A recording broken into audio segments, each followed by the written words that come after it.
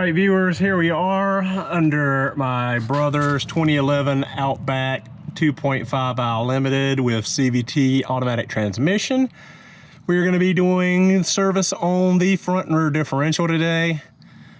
As most of you have pointed out in my video on the 2014 Outback 3.6R differential service, the CVT transmission's differential, front differential is a little bit more, it's a little different, not more complex, so to say, to service. There's no dipstick on the passenger side top like the old 4EAT and the 5EAT. Instead, you have a breather tube, which will go topside and show you that. You have here your T70 drain plug, clearly marked diff oil. And here to the side, this bolt is your fill check plug. You pull this plug out, and once you've drained the fluid from here, you'll reinstall your drain plug. You'll pop the breather hose off. You will start pouring differential fluid in with this bolt removed, and you will do so until differential oil starts pouring out of this bolt hole. Once the differential fluid starts pouring from this bolt hole, your differential is to full capacity. You will reinstall this bolt, reattach your breather hose, and you are finished with the service. Before starting the service, make sure you jack up the vehicle and have it level. You do not want to just jack up the front of the car, because the back end will be squatted down. You want the car level while doing the service, so the fluid in the differential is level. So with that said, we're gonna get to it. I'm gonna go ahead and go topside and show you that breather hose. We'll pull that off. We'll come back under here and pull the drain plug and let this start draining out. Back under the hood in the engine compartment, we move back onto the passenger side near the bell housing where the front dipstick is normally located, with a yellow handle and a tube. Like I said, underneath the car, the CVT is not equipped that way. So here is what used to be the front dipstick tube. We now have a rubber breather hose going into it. So what we do is pull this out.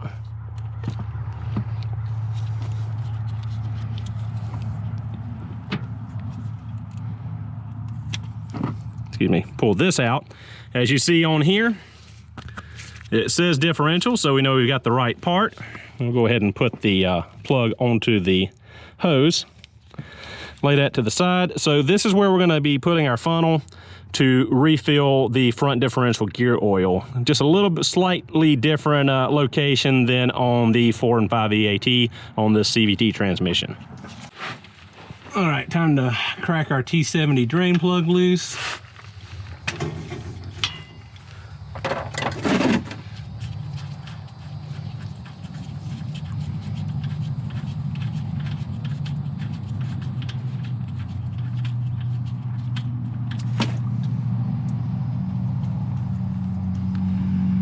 Check our drain plug magnet, very light build up on it, nothing abnormal, no metal shavings, just the regular build up that you'd expect to see. So we'll get that all cleaned up and ready to throw back on there.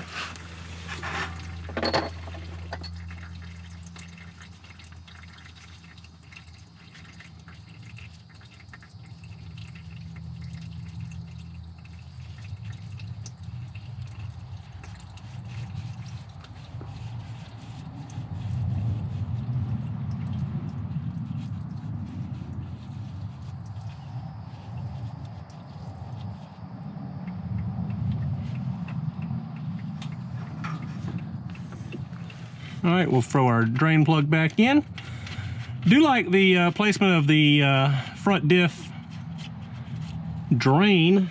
We don't have any spillage on exhaust components or anywhere else, as the older 4 and 5 EAT did, from it being off center and it getting on one of the exhaust pipes. So go ahead and drop that back in. Throw a new crush washer on it, of course, before we put our plug back in. I'll just snug it up for now before I go grab the torque wrench and put the final torque on it.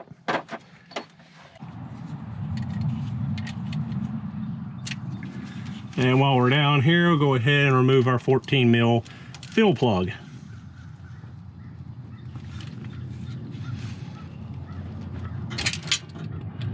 Which was super tight.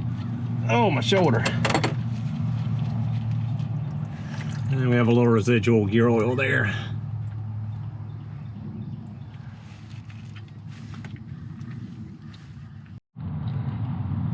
All right, final torque on our drain plug is 70 Newton meters or 51.6 foot-pounds.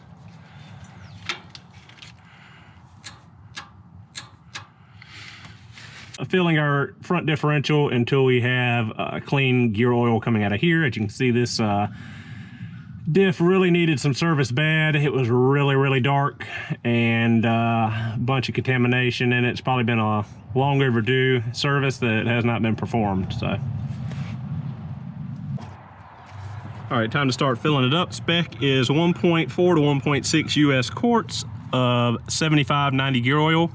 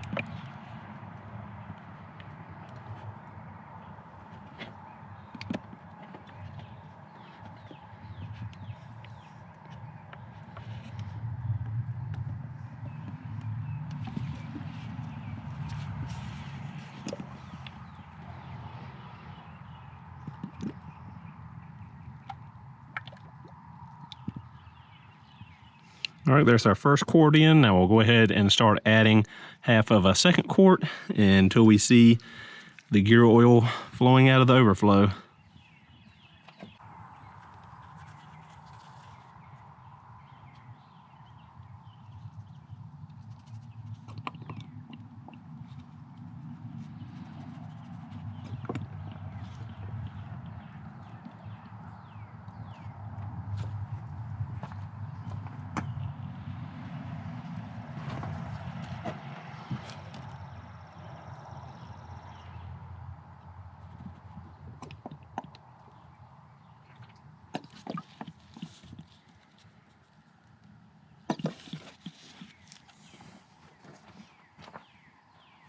And with that, I just heard some gear oil hit the pan, so we're gonna go underneath.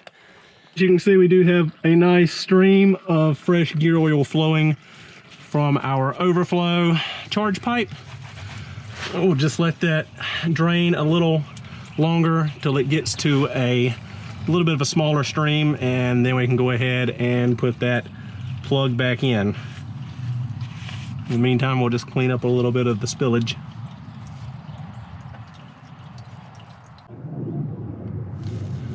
All right, now that our overflow has gone down to a drip rather than a stream, we'll go ahead and put our plug in and torque it down to specification.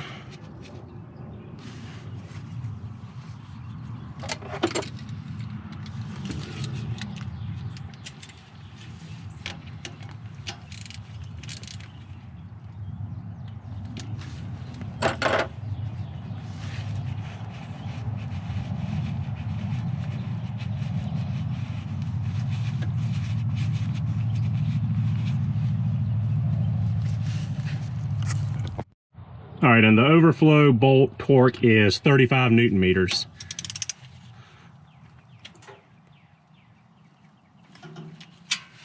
Or 26.1 foot-pounds, I think. I'm not sure, I'll put it on the screen.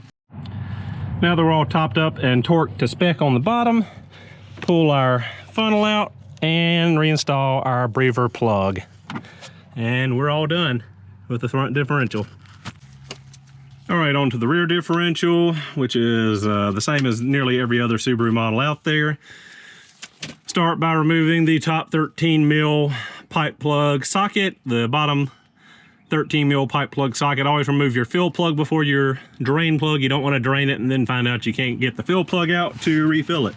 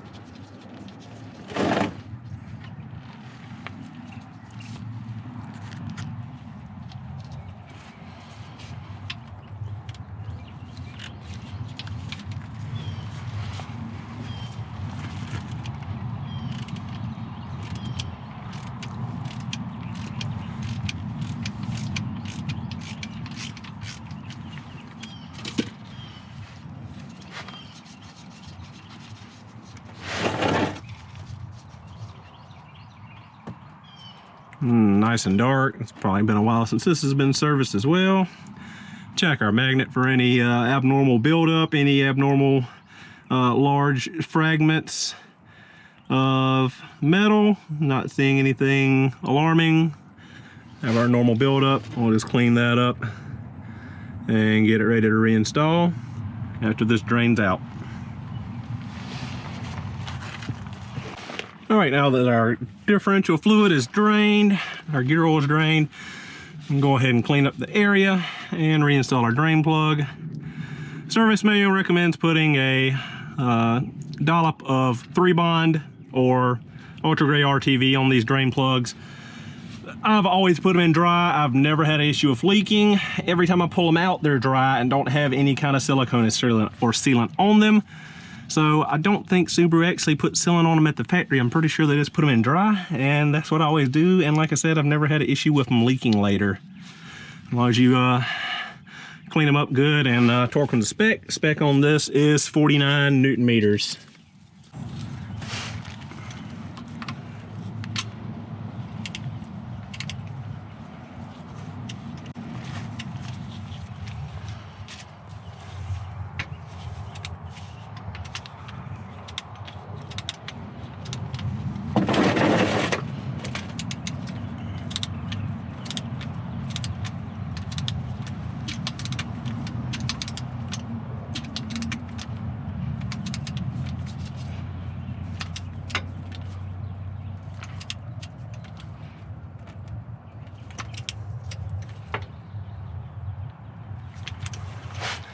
And you do not want to over tighten these because they are in an aluminum cover and you can easily strip it or crack it.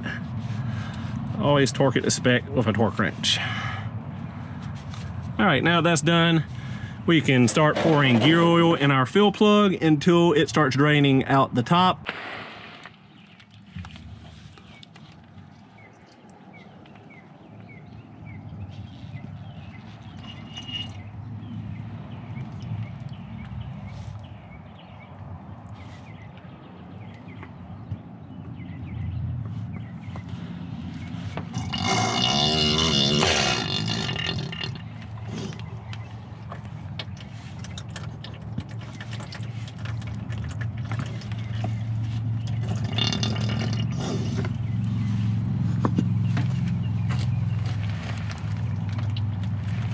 There we go, we're just full. We'll let it drain out to a dribble and put the fill plug back in.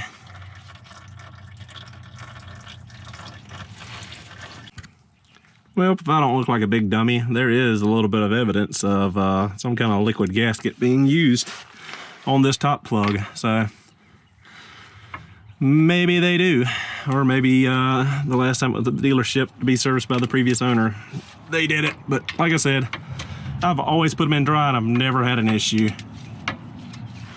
So it's up to you. You can put a little bit of RTV in the threads, or you can put it on dry.